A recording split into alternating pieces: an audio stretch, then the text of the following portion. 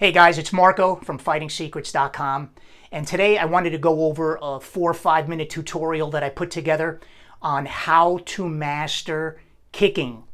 Now, regardless of the skill set that you're looking to improve upon, whether it be punches, kicks, takedowns, chokes, arm locks, leg locks, there's a specific progression that any competent instructor would be able to lay in front of you in order for you to master those specific techniques. Now, what I did here is take snippets from my video encyclopedia on effective kicking and applied them to these 5 critical stages that I identified here specifically for kicking. So let's jump right into it. The 5 stages of kicking mastery.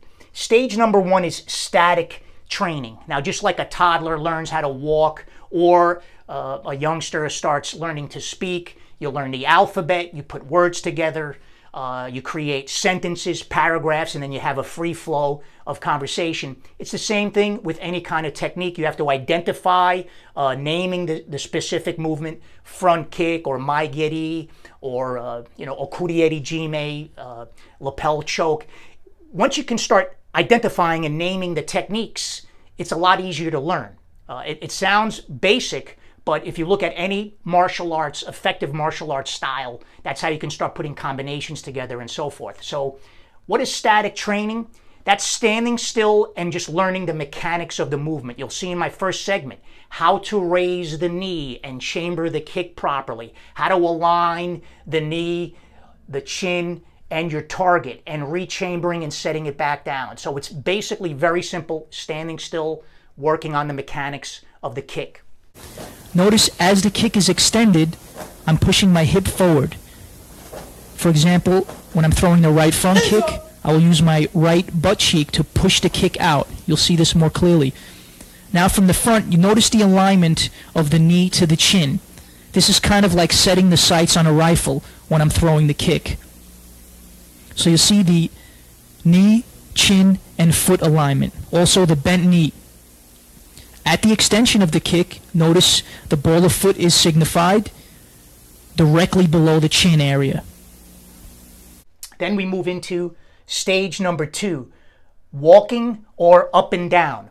Now, when I say walking, if you look at some of my, for example, my karate boxing connection, I showed you how to make an appropriate stance for boxing. What you're doing there is basically taking a natural step and fixing your stance up. Now, you're going to add the kicking technique going up and down the dojo. Our Japanese instructor, that's what he used to call it. He didn't have any scientific description of it. He said, okay, everybody, up and down. We'd align ourselves by rank so that as you're going in one direction, right, you're watching the higher ranking student. Okay, it's ingenious the way it's done in the old school. And then coming back the other way, the lower belt would practice the technique, and then the floors would be determined and then it would be improved upon. So that's the walking and up and down training.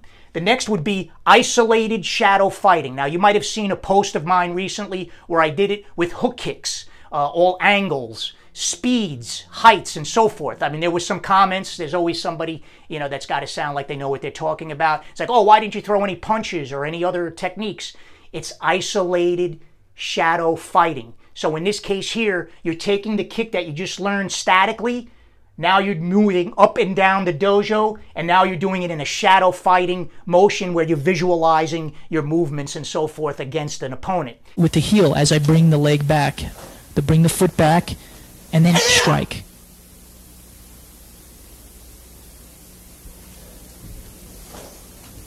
Now here's a little freestyle motion. I'm working front kicks off the back leg and the front leg. Notice the skipping action as I perform the front leg and rear leg kicks. Also switching the feet and including head movement, bobbing and weaving. Again, changing from front leg to rear leg.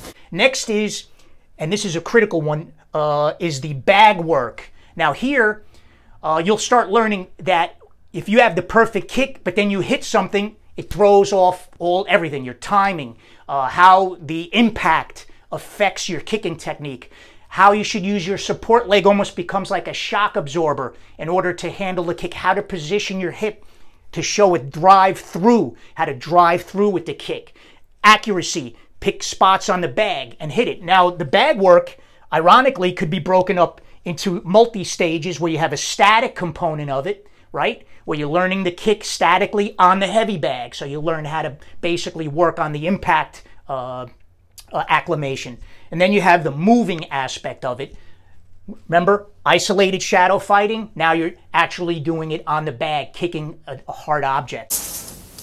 Now, as I perform the kick on the bag, you'll more fully appreciate why it's important to raise the knee up high. The knee must come up high so that you can drive the kick straight in. It does not hit on an arcing or circular motion. Again, I'm working the various footwork motions, switching, lead leg, reverse leg. And of course, number 5, the free fight. The free fight is the ultimate, really, in learning how to master the kick. So, now there's a couple of different ways to do it. If you saw on my How to Knock Out Any Attacker Within Seconds, where I had 2 training partners break down, one did offense, one did defense, I have a segment where my hands are behind my back and I'm only applying kicks and the partner is blocking. This way here, it really forces you to think about combinations and how to throw the kick and how to break up timing and how to control your distance. So that's almost kind of a precursor to the free fight. And then you'll see, whether it be through, on my videotape, Video Encyclopedia, whether it be through promotion tests or live full contact fighting or classroom sparring. I try to do that with every kick. I've done it. I did over 30,000 some odd kicks on the Video Encyclopedia. What I tried to do, again, starting from front kick, roundhouse kick, back kick, side kick, hook kick, spinning hook kick, jumping back kick. Everything was broken down and shown in these 5 stages of kicking mastery. In application, you'll see the front kick as a very effective weapon. Right there, you can definitely see the reach advantage of using the leg as opposed to the arm. He's using a lead leg front kick versus the jab. Here you'll see a very quick lead leg technique. Right there, I've seen actual fights end with that simple movement right there, lead leg front kick into the solar plexus.